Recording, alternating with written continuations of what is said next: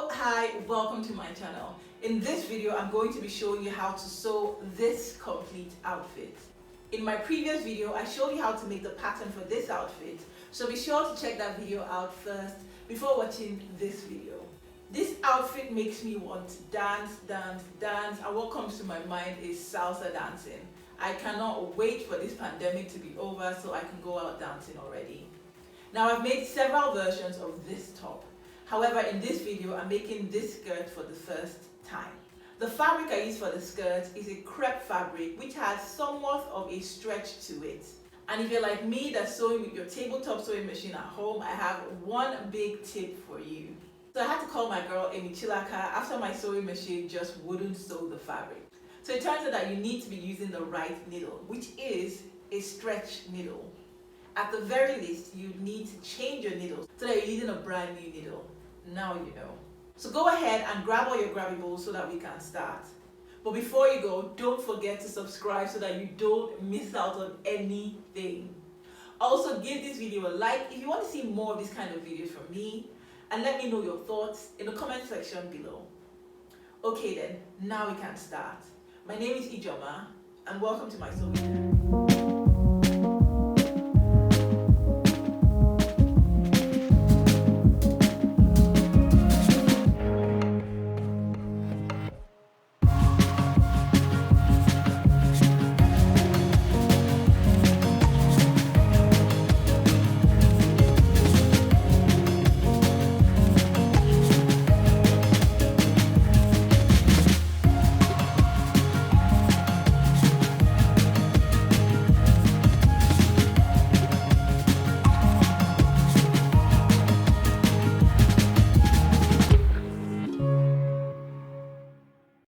So because I didn't want my table cluttered, I broke my materials needed into parts.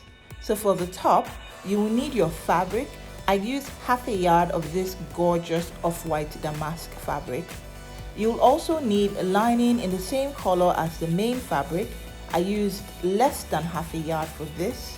You need some interface for the lining, so this should be in the same yardage as the lining. Thread in the same color as your fabric. Pins, Tailors chalk, fabric scissors, open and close zip, measuring tape, and your halter crop pattern.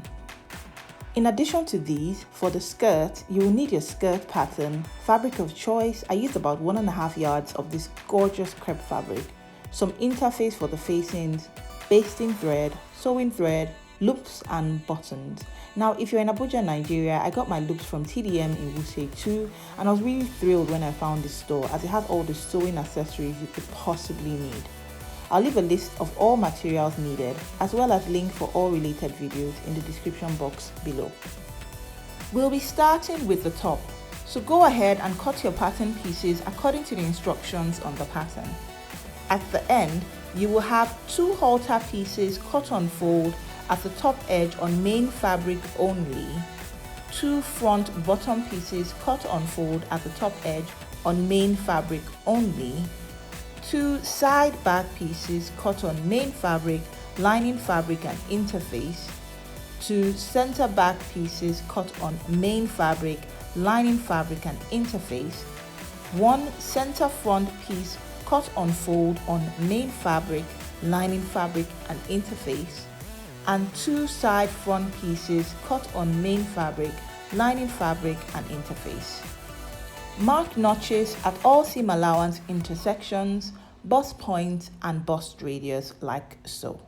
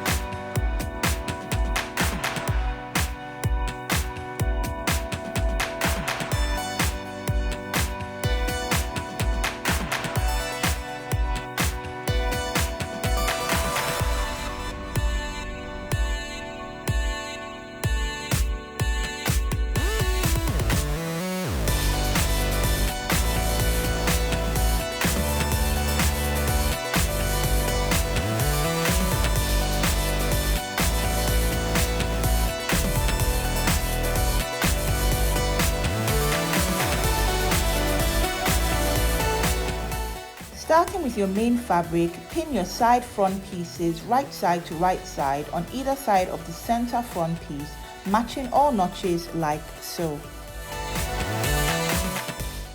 Also pin your side and center back pieces right side to right side so you have 2 back pieces and 1 front piece. You'll be sewing all pinned areas with a 1/2 inch seam allowance, and then when you're done, press open all seams. Cut 2 7/8 inch wide strips of interface the length of your center back and pin along the edge of your center back like so, and then go ahead and press this with your iron. On the right side of your center back pieces and starting 1/2 inch away from the hem, pin your zip with the teeth facing the bulk of the back pieces on both sides, and then stitch close to the zipper teeth with your zipper foot. Press afterwards and set aside when you're done. Placing right side on right side, pin the edge of both pieces of your halter strip together and do the same for your bottom top piece. Sew halter and bottom pieces with a 1/2 inch seam allowance and trim off your seam allowance to a 1/4 inch when you're done. Turn both pieces inside out and press down with your iron on the right side. Place the bottom piece 6/8 inch away from the bottom of your front piece and then pin to the sides like so. Then placing right side of the back on right side of the front piece, go ahead and pin the sides together, capturing the bottom piece where pinned to the front. You'll be sewing with a 1/2 inch seam allowance and then pressing open your seam allowances when you're done. Prepare your lining pieces by pinning your interface on the corresponding piece. Now, because your lining is the same on the right and wrong side, you want to make sure you always have left and right pieces before pressing down with your iron. So when you're done pinning, go ahead and press down with your iron. Pin your lining piece from center back to center back like so. So that is one center back to its corresponding side back, and that to its corresponding side front, which will be pinned to the center front, leading to the other side front that will be pinned to the other side back, which will now be pinned to the last center back. On one of the sides, leave about a 3 to 5 inch wide gap somewhere in the middle. This is to allow us bag the top. You'll be sewing with a 1/2 inch seam allowance at all pinned areas. Press open all seam allowances when you're done, and then placing right side of the main fabric on right side of the lining fabric, pin the necklines together, matching all seams and notches from center back to center back. Now, if you've used a longer zip like I did, make sure the head of your zip is within the bodice, and then go ahead and cut off all excess zipper teeth at the back neckline. Stitch all pinned areas with a 1/2 inch seam allowance and trim off to a 1/4 inch when you're done to reduce bulk. Now, with your pieces separated like so, go ahead and press along the neckline with your iron. When you're done, stitch your trimmed seam allowance at the neckline to the lining fabric with a 1/8 seam allowance, starting 1 inch in from one center back and ending 1 inch before the other center back. Basically, don't stitch at the zipper allowance on both center back. And then with right side on right side again, pin the center back of the lining to the center back of the main fabric on both sides, and then stitch very close to the teeth with your zipper foot on the wrong side. On the right side of your front bodice, pin your bottom piece away from the hem so it does not get caught up in the hemming process. And then with right side on right side, pin the hem of the main and lining fabric together, matching seam lines and notches, and then sew with a 1/2 inch seam allowance on the wrong side from one end to the other. Go ahead and trim off your seam allowance to a 1/4 inch when you're done, and then turn your garment over to the right side through the gap you left in the lining. Press down the hem and then pin the gap together. You'll be sewing the pinned gap with less than 1/8 of an inch seam allowance. Press your garment until smooth, and then insert your halter piece through the bottom piece like so. At the open edge of the halter piece, fold in 1/2 inch on each side, pin and press with your iron. And then insert one end into the other, pin and sew shut with less than 1/8 of an inch. And you've completed the top. Now don't wear it just yet. Let's get on with the skirt first. So just before we start, a very important broadcast that you need to know before cutting. Your front facings and skirt pieces should be cut on opposite sides. And that is, if you've cut your front skirt by placing your pattern on the right side of your fabric, when cutting your front facings, place your pattern on the wrong side of the fabric. Do this for both sides. So cut your skirt piece according to the instructions on your pattern. When you're done cutting, you should have one right hand side front skirt piece cut on main fabric, one left hand side piece cut on the main fabric, one of each of your left hand side and right hand side bottom pieces cut on main fabric, one back piece cut on fold in main fabric, one back bottom piece cut on fold in main fabric, one back facing cut on fold in main and interface, one of each of your front waist facings cut in main and interface, and one of each of your front style line facings cut in main and interface. Mark notches at all seam allowance intersections as usual.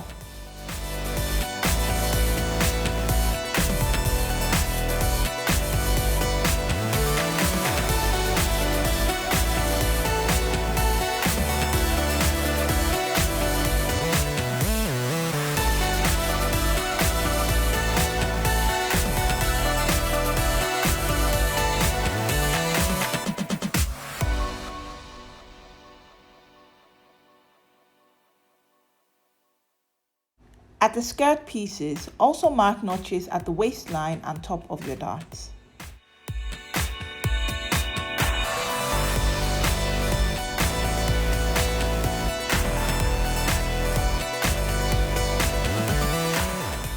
Transfer your dart tip to the fabric by passing a pin through the pattern paper to the skirt before taking off the pattern paper. Then go ahead and make the mark at the dart tip visible with your tailor's chalk, and then pin your dart from the tip mark made to the top notches made, like so.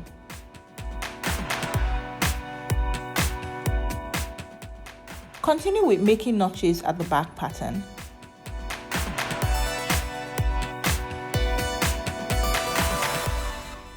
And then do the same in transferring the dart for the back.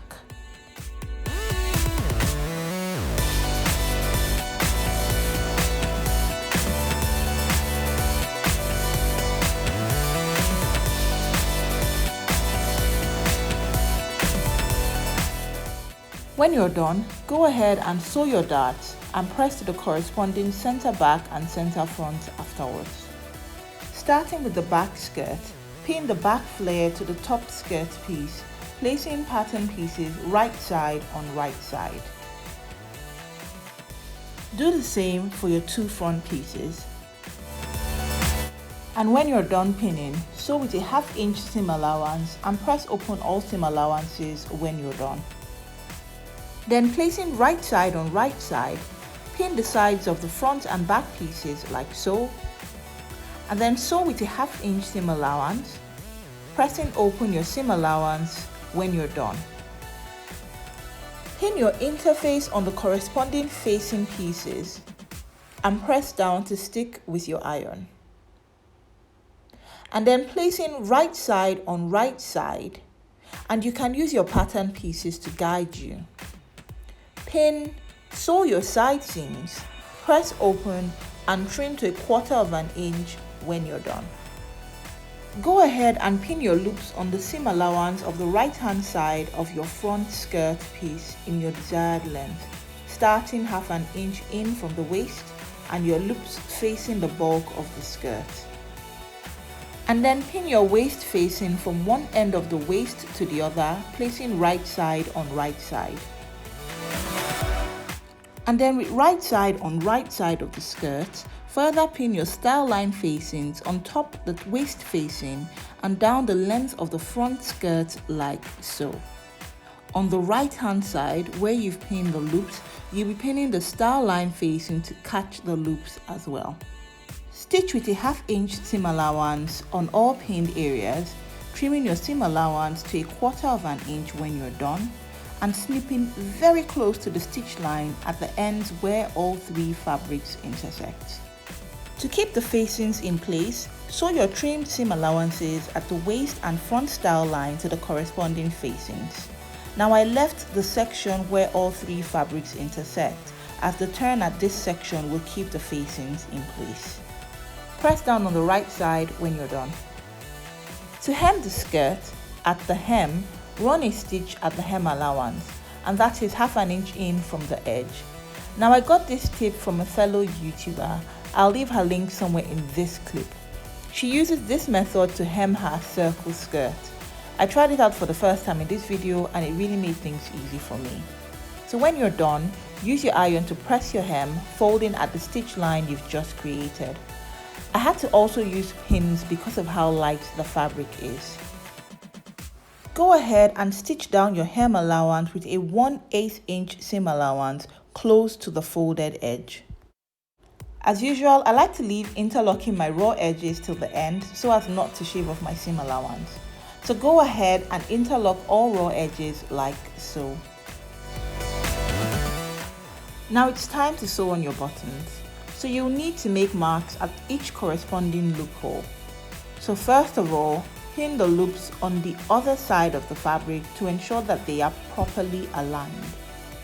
Once you're happy with the alignment, transfer the points on the button side by passing contrasting thread with your needle through these points to leave enough thread out like so. Do this to the entire length of the loop, and then sew in your buttons at these points, removing the thread as you sew. And you're done! We now have the complete outfit to go salsa dancing with. Catch me same time next week to see what diary entry I'll be making. Let me know your thoughts in the comment section below, and don't forget to like this video if you enjoyed the process. So until next time, see you later. Bye!